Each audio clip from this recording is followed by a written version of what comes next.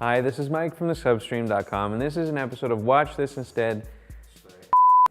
And this is an episode of Watch This Instead for the week ending. I'm not starting again. I'm not starting again. The 5th of February, 2010, and I'd like to talk about a movie called From Paris with Love.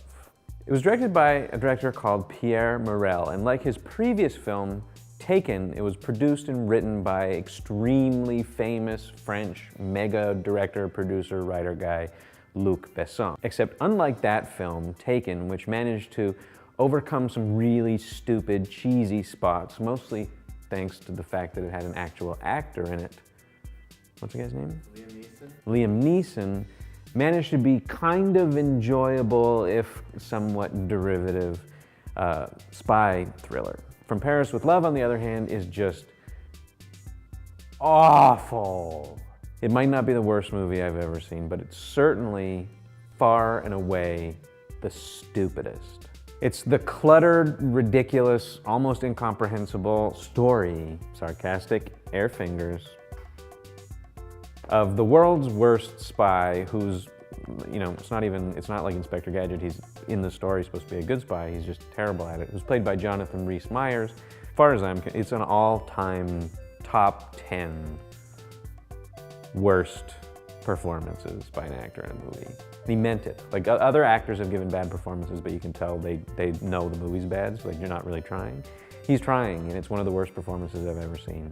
He plays a super stupid spy working in Paris that becomes best friends with his completely over-the-top walking ball of chaos, gay, Palestinian, hipster, pirate-looking special forces dude played by John Travolta named Wax. And they kill together about 40 people in the span of a day trying to track down some cocaine smugglers that are also suicide bombers.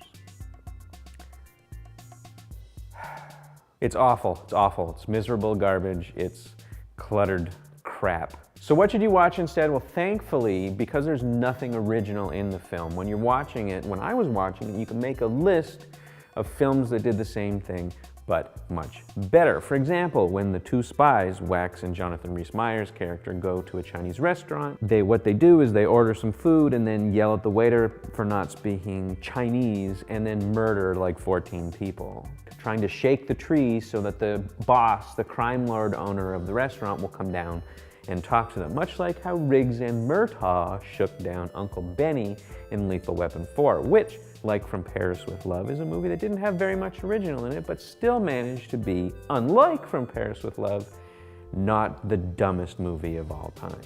Or, instead of watching Travolta's Wax hanging out the side of a speeding Audi A8 on the Paris périphérique with a rocket launcher aimed at a Pakistani guy, talking on his cell phone, having a funny conversation with his best friend, the spy, you could watch John Frankenheimer's Ronin, which is the film that introduced American audiences to the concept of spies in really fast German luxury sedans speeding around the French countryside, which is an idea that Luc Besson himself would later appropriate to make the Transporter series, some of which are also worth watching. But watch Ronin because it's very slick and very smart.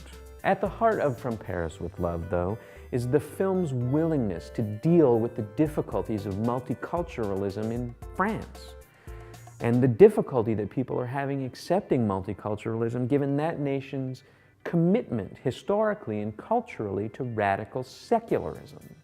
And the way that Morel's film deals with this is it has the American spy, Wax, played by John Travolta, shoot a Pakistani woman in the face while they're having dinner apropos of nothing. A much better, though eerily similar film is La Haine. La Haine. Hate, hatred. La Haine. Which came out of nowhere to win its director, Matthew Kassovitz, the Best Director award at Cannes in 1995. It's the story of three multiracial youths from the outskirts of Paris walking around their banlieue in the aftermath of a riot.